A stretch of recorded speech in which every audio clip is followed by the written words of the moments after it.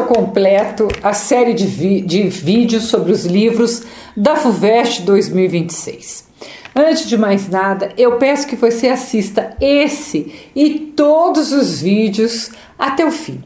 Às vezes você pede uma informação que justamente é aquela que será cobrada em uma prova.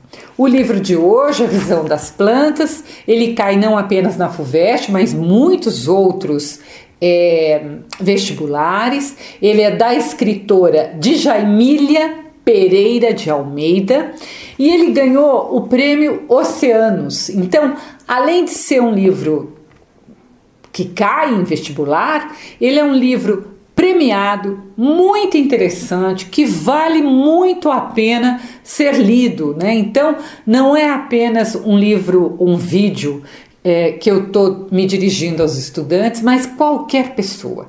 Se você ainda não leu, vale a pena ler. Entretanto, como ele cai em vestibulares, eu vou ter que lhe avisar que eu vou dar muitos spoilers. Porque eu vou resumir, analisar e marcar os principais pontos com você. Então, se você preferir, leia o livro primeiro e depois volta aqui para conferir se você entendeu tudo, se a tua análise faltou alguma coisa. Claro, eu já lhe peço, deixe seu like, comentário, tudo que é tão importante para um canal de literatura em um país que lê tão pouco. Esse trabalho só existe porque a gente precisa divulgar literatura nesse país. Esse é o primeiro livro aqui no canal da escritora Djaimília, que nasceu em Luanda, mas ela foi criada em Portugal e ela é considerada então portuguesa. Além de escritora, ela é pesquisadora, doutora em Teoria da Literatura pela Universidade de Lisboa, e esse foi seu segundo prêmio Oceanos. Para quem não sabe, o prêmio Oceanos é um prêmio muito importante em literatura. Ela já tinha ganho o prêmio Oceanos em 2019 com outro livro seu chamado Paraíso, que mais tarde eu também vou fazer vídeo aqui no canal. A Djaimília, uma mulher negra, ela já disse em uma entrevista que a sua sorte foi ter nascido em 1982, porque se ela tivesse nascido 50 anos antes, provavelmente o seu destino seria, com sorte, a cozinha, a vassoura ou a roça. Que, claro, sou obrigada a concordar com ela, era o destino da grande maioria das mulheres negras no passado, sem uma oportunidade nem de ser escritora, quanto mais uma pesquisadora importante. A Visão das Plantas, publicada em 2019, teve como inspiração, isso é importante, uma crônica do escritor, também português, Raul Brandão. Raul, em seu livro de crônicas chamado Os Pescadores, ele tem um trecho ali de uma das crônicas. O livro todo fala de comunidades de pescadores, né? Se não me engano, desde a região do Minho até a região do Algarve. Acho que é isso. E em uma das crônicas, ele cita um personagem chamado Capitão Celestino, que havia sido capitão de um navio de escravos, né, que transportava escravos, mas que na velhice voltou para sua cidade em Portugal, se aposentou e morava à beira-mar. E o que chamava a atenção de Raul Brandão, do escritor Raul Brandão, e vai também chamar a atenção da Djaimília, é que apesar de ter sido um homem muito ruim, ter matado muitos escravos e não escravos também, na velhice ele vivia em paz na sua casa ali à beira-mar, cultivando o seu jardim. esse livro que eu citei, do Raul Brandão. Esse livro chama Os Pescadores, ele está em domínio público e você pode baixar e ler gratuitamente se você quiser conhecer. É um livro de crônicas muito interessante. Vocês sabem o quanto, quem me segue sabe o quanto eu gosto de crônica, eu escrevo crônica e eu gosto muito das crônicas dele. A Djaimília, ela reproduz logo no início do seu livro um pedaço da crônica do Raul Brandão, que é esse aqui, né? Que é um pedaço grande, que termina dizendo, abre aspas, e acabou assim a vida, mondando e podando, sem uma dúvida na consciência tranquila. Fecha aspas. O que realmente nos choca, porque como alguém tão ruim como o Capitão Celestino, que provocou tantas mortes, pode ter a consciência tranquila. E é a partir daí que a Djaimília vai construir a sua história. Ela vai dar vida ao Capitão Celestino, a esse personagem, e esse personagem vai então se tornar o protagonista desse livro, A Visão das Plantas. Quando a história de A Visão das Plantas começa, diz que o Capitão Celestino havia retornado a Portugal, retornado à sua cidade de nascença e dormido em sua antiga casa e que tinha acordado restaurado após uma vida cheia. Perceba que o narrador não fala que ele estava restaurado por uma noite bem dormida, mas pela nova vida de aposentado na casa da sua infância, depois de uma vida cheia. Claro que o Capitão Celestino, ao voltar, ele acha aquela casa diferente daquela da sua lembrança. Pela descrição, sabemos que é uma casa fechada há muito tempo, com muito pó, né?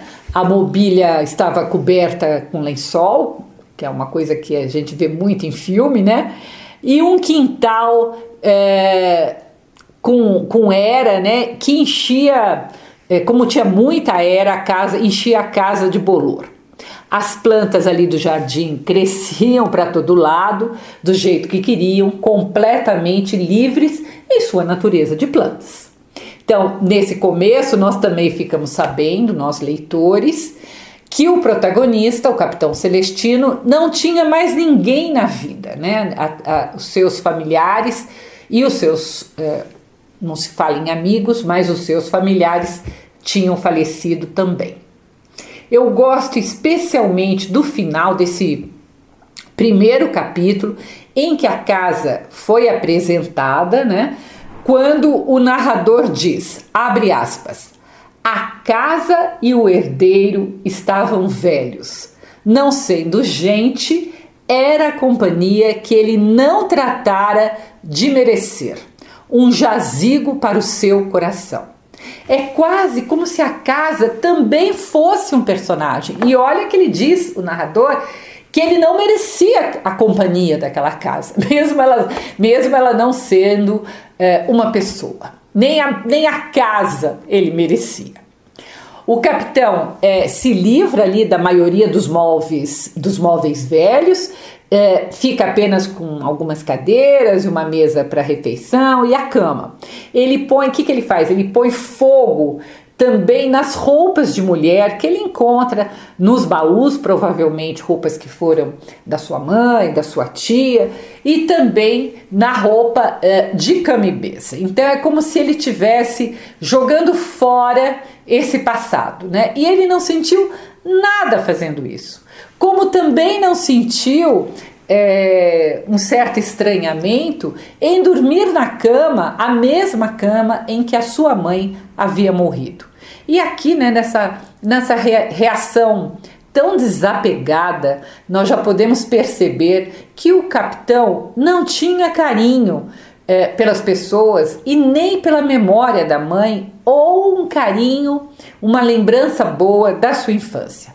Aliás, o narrador nos conta que ele não sentia saudades da sua mãe e ainda afirma que a solidão que ele gozava ali na casa era música para os seus ouvidos e que ele não precisava de companhia nenhuma. Então era um ser individualista e sem, então, apego sentimental. Então essas são as primeiras características. E o capitão então passa a se dedicar exclusivamente a recuperar o jardim da casa e cuidar das plantas. O capitão mondava o dia inteiro. E para quem não sabe o que é mondar, significa arar, arrancar o mato. Esse é um termo, que é um termo da língua portuguesa, claro, mas muito mais usado em Portugal do que no Brasil. Essa edição brasileira da Todavia, ela manteve a grafia da edição original portuguesa. Por isso que você vai encontrar alguns termos que você vai ter que ir lá no dicionário, porque eles não são utilizados no Brasil.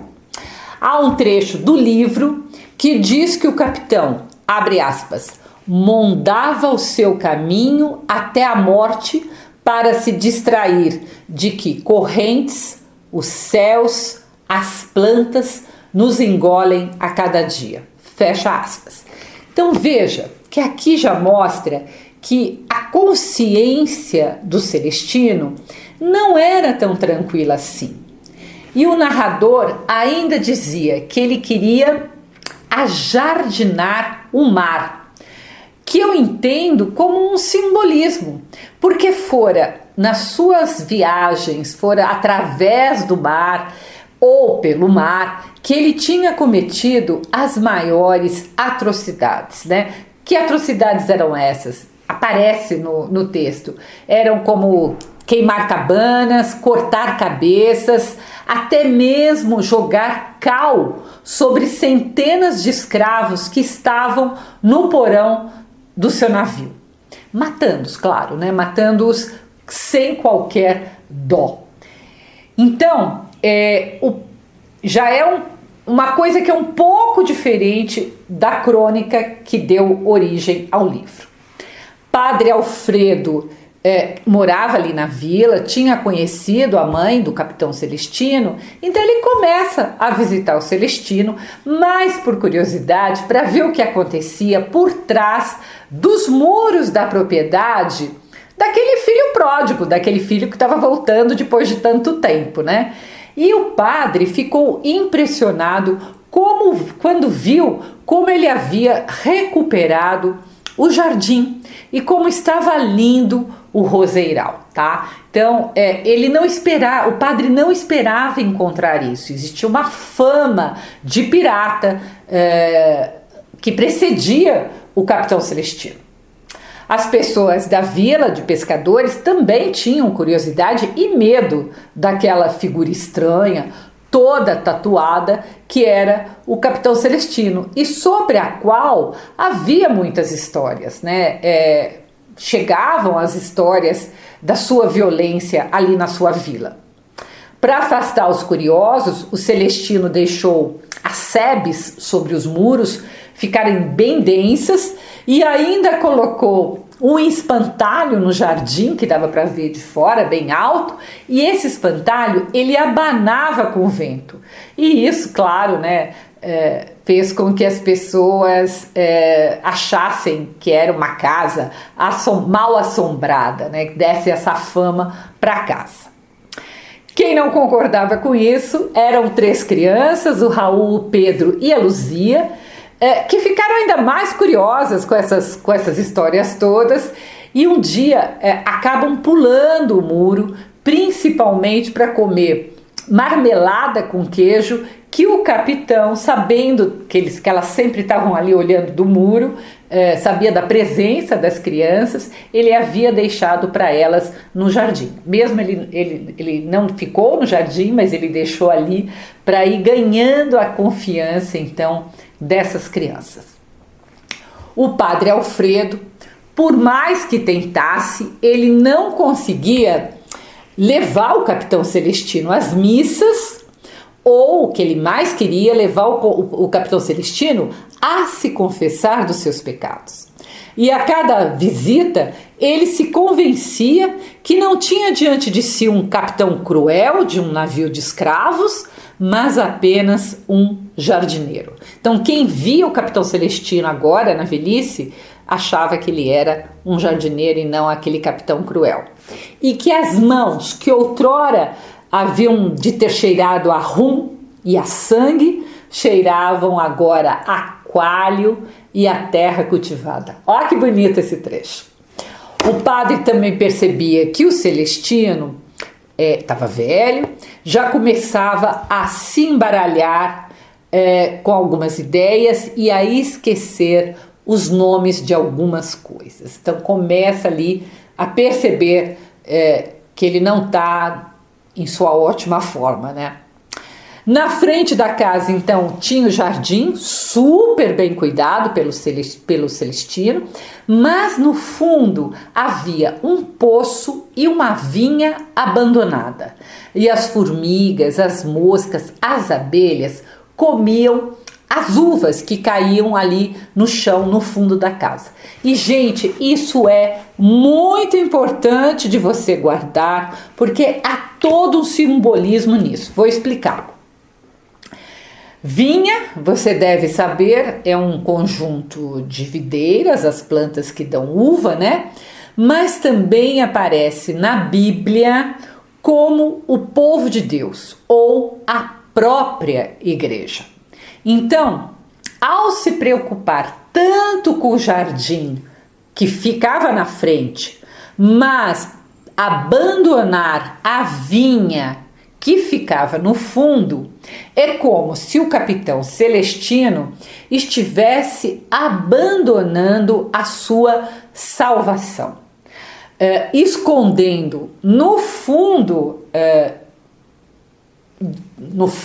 as suas atrocidades, negando Deus, tá? Então, por isso que fica no fundo. E o fundo, além da vinha, ela tinha um poço. E o que é um poço? Um poço é algo que é profundo, é fundo, é escuro, como podia ser a alma do capitão.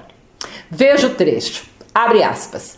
Tem o forno quando ele cozinhava a broa ou um pedaço de carne, nem o fogo que subia aos céus, saído da chaminé, soltando calor e uma promessa de quietude, disfarçava que, de frente, a casa velha tinha rosinhas atrás das orelhas, de costas era melaço e varejeiras.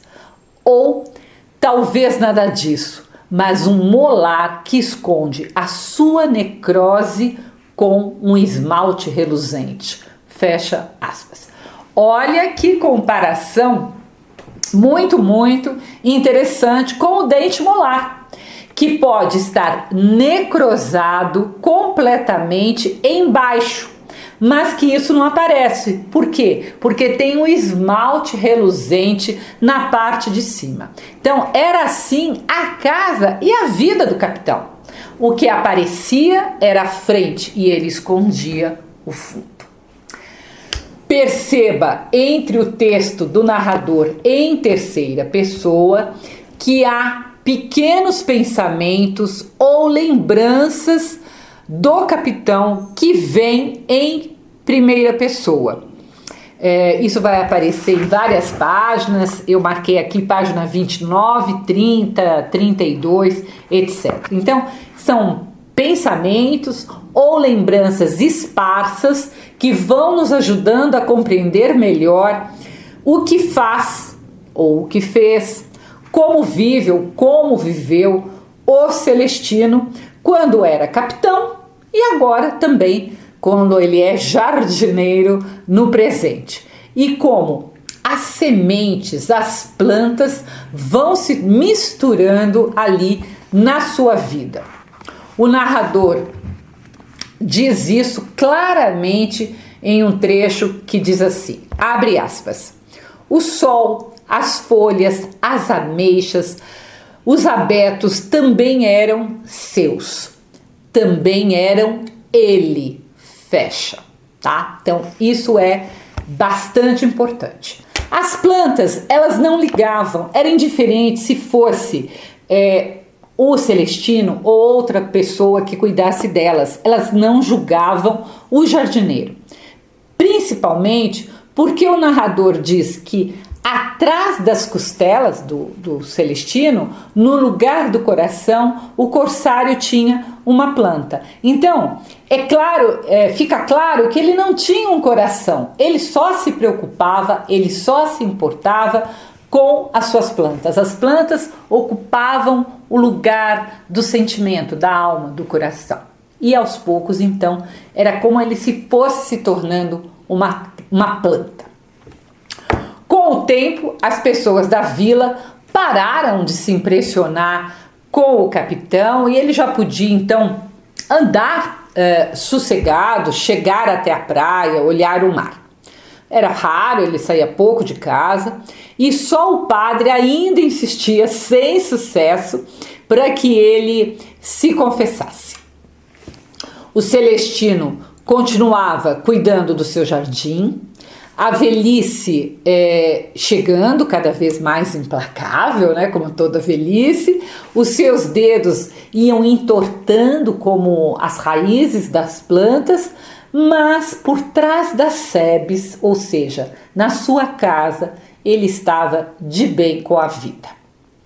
Aquelas 3 crianças apareciam de vez em quando, e elas sentavam ali no jardim para ouvir as histórias que o capitão tinha das suas viagens pelo mar e também para ver os morceguinhos que tinham no jardim, né, aprendendo a voar.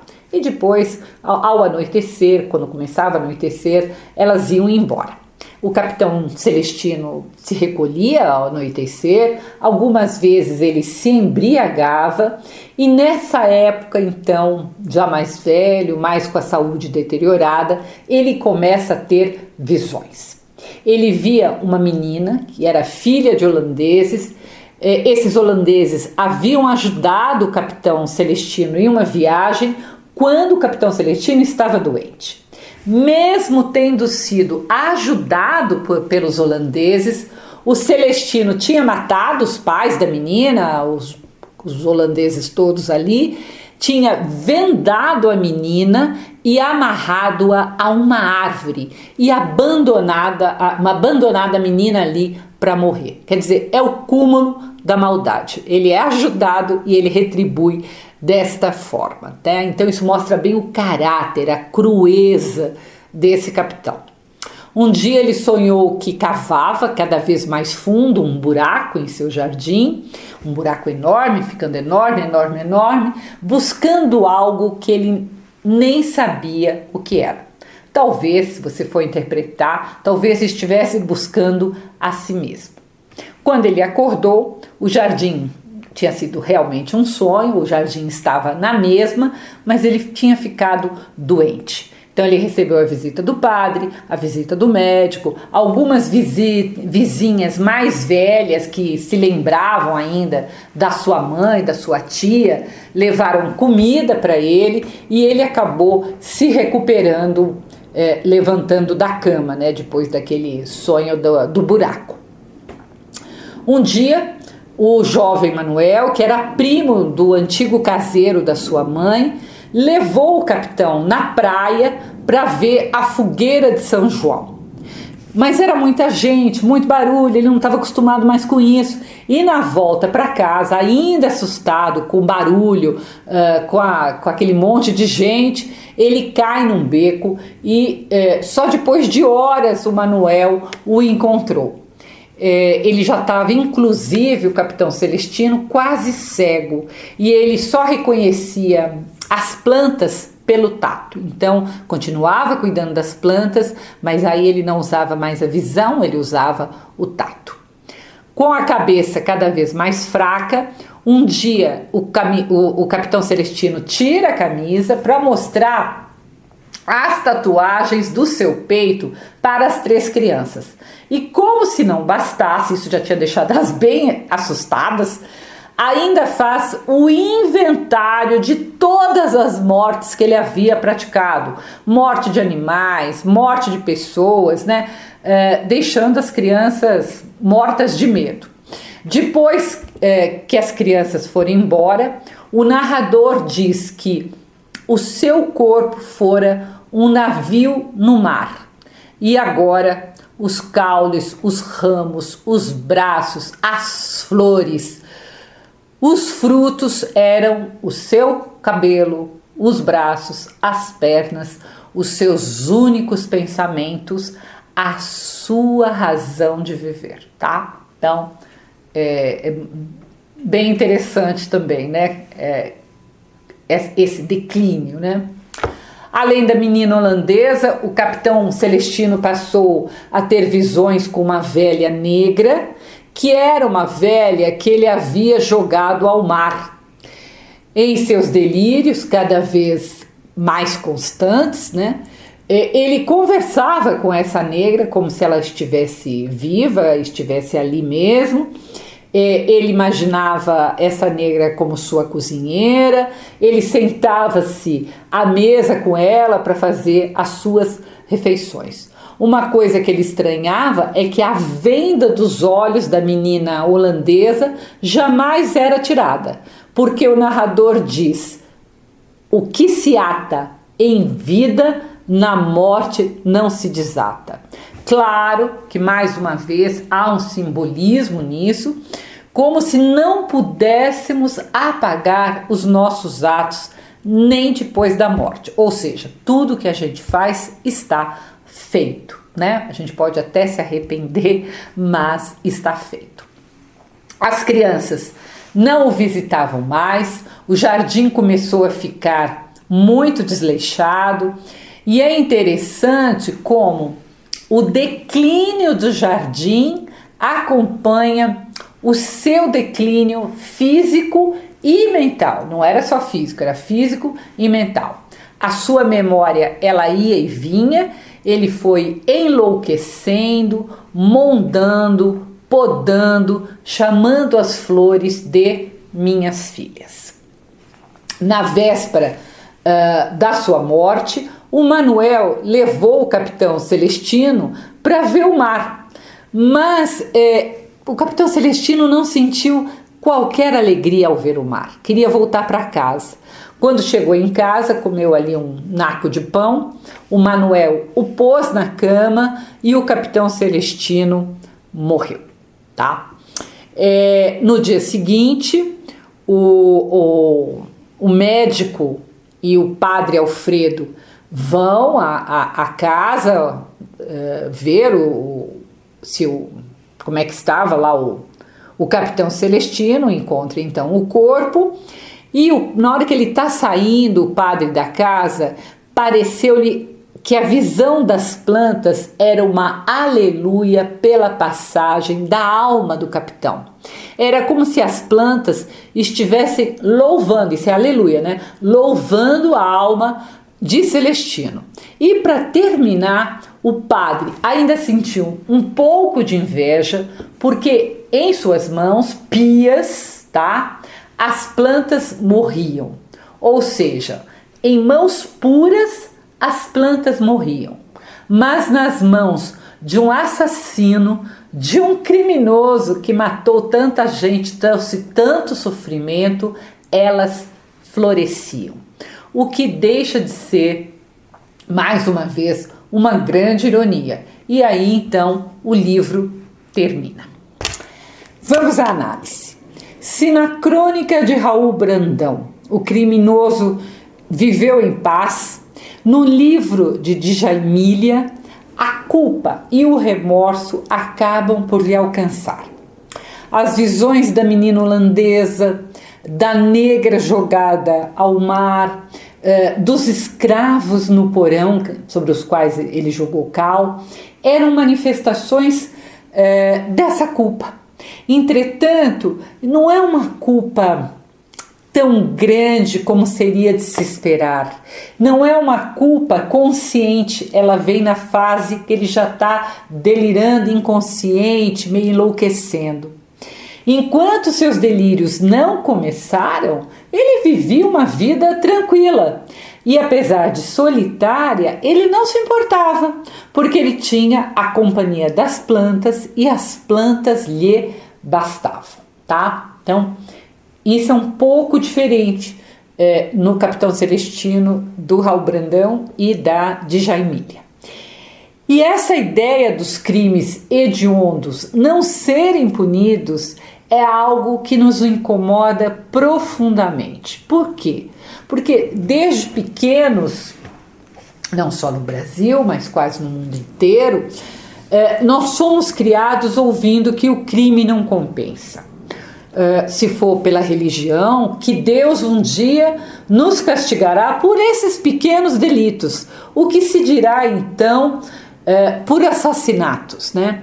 É quase como se a história estivesse nos dizendo que fomos enganados, ou que a nossa noção de certo e errado, de bom e de mal, não é muito importante.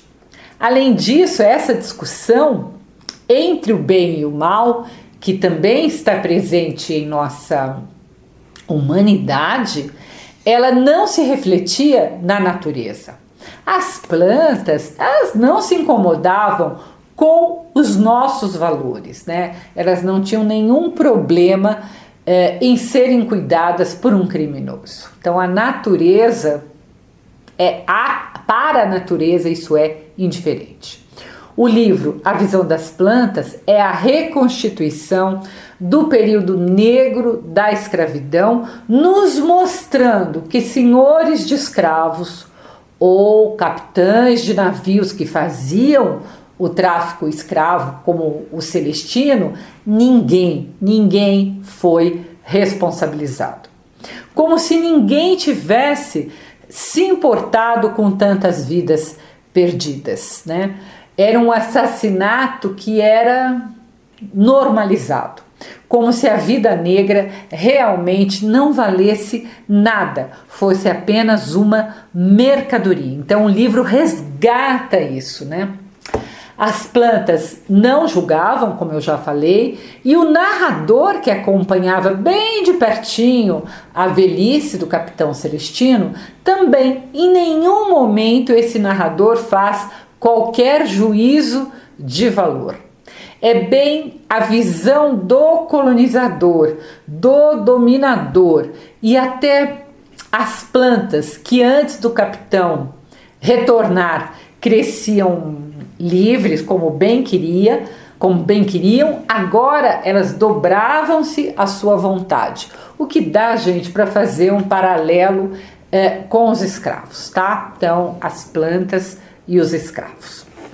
Não se esqueça que o livro ele já começa com o uso de uma intertextualidade quando a autora vai buscar a crônica, né, o texto do Raul Brandão, que lhe fornece então o personagem protagonista e que ela usa como epígrafe. Então, na epígrafe, ela já está fazendo intertextualidade. Eu chamo a sua atenção para o nome Celestino, escolhido não pela Djaimília, mas pelo Raul Brandão, mas mantido pela Djaimília. Celestino, gente, vamos lembrar, vem de celeste, ou aquele que vem do céu.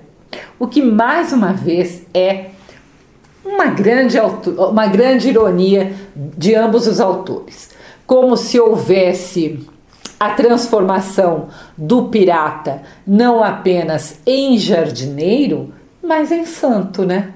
Afinal, ele é celestino, ele veio do céu. Além disso, jardim está ligado à ideia que a gente tem de paraíso. Não se esqueça do Jardim do Éden, que era o local símbolo da inocência e da perfeição antes do primeiro pecado. Então, o Jardim do Éden para sempre nos deixa essa ideia de paraíso. É como se, ao invés de ser castigado pelos seus crimes, o Celestino, aquele que vem do céu, se torna santo e tem o jardim como recompensa. na volta de Celestino para sua casa de infância, ao encontro do passado e do presente. O passado que ele joga fora, né, quando ele joga fora os móveis, queima as roupas, né, então ele se desfaz desse passado através dos móveis e das roupas. Essa mesma mensagem acontece com o jardim da frente, que significa o presente, que é bem cuidado, com o que tem no fundo, né? O passado, aquilo que fica completamente abandonado, né? E jogado ali, as uvas que caem, jogadas aos mosquitos. Por fim, o passado também que retorna em seus delírios, atormentando-o no presente. Então, tem muito, gente, esse jogo de temporalidade, de passado e de presente. E isso é importante, tá? Tô marcando com você. Em alguns momentos o passado e o presente se aproximam, em outros eles se distanciam e até mesmo em alguns momentos eles se sobrepõem. Praticamente isso do passado e do presente acontece no livro todo, tá? Então há sempre como se o presente fosse uma contradição ao passado. Ressalto também a presença da dualidade. A história transita, então, que já é uma dualidade não apenas entre passado e presente, mas também entre mar e terra, o que aconteceu no mar e o que está acontecendo na terra, entre a brutalidade de se matar e a delicadeza para cuidar das plantas, da não responsabilização pelos crimes, à recompensa de um jardim muito bonito, da exuberância do homem e do jardim ao declínio do jardim e da vida. Então, essas muitas dualidades, elas também estão o tempo todo se contrapondo e dando o tom da história. Outra coisa que você não pode esquecer. Quanto à escola literária, A Visão das Plantas, é claro, é um livro contemporâneo, pós-modernista português. Tudo que vem depois do modernismo, nós chamamos de pós-modernistas. Alguns chamam de contemporâneo, mas o normal é chamar de pós-modernistas. Uma dica é você pensar em uns muitos paralelos que você pode fazer com esse livro. Lembre-se que muitos crimes foram silenciados ao longo da história e criminosos como Celestino nunca foram julgados ou responsabilizados, como eu já falei antes, no caso dos senhores de escravos. Outro exemplo que eu vou dar agora, os militares brasileiros durante a ditadura, que mataram e torturaram centenas de pessoas e que hoje, os que ainda estão vivos, vivem tranquilamente, não respondem pelos seus crimes, quem sabe até estão cultivando por aí algum jardim. É isto, é um livro pequeno, mas tem muito simbolismo envolvido. Não deixe de rever todos os vídeos antes da prova, eles estão em uma playlist chamada Livros FUVEST, Livros Unicamp, Livros UERJ, Livros a sigla, né, Universidade Federal do Paraná, UFPR. E por favor, deixe seu like, seu comentário, se inscreva no canal. Literatura precisa sempre do nosso apoio. Se quiser conhecer minhas crônicas, eu as publico todas as terças-feiras no meu site www.miriambevilacqua.com.br. Até o próximo post.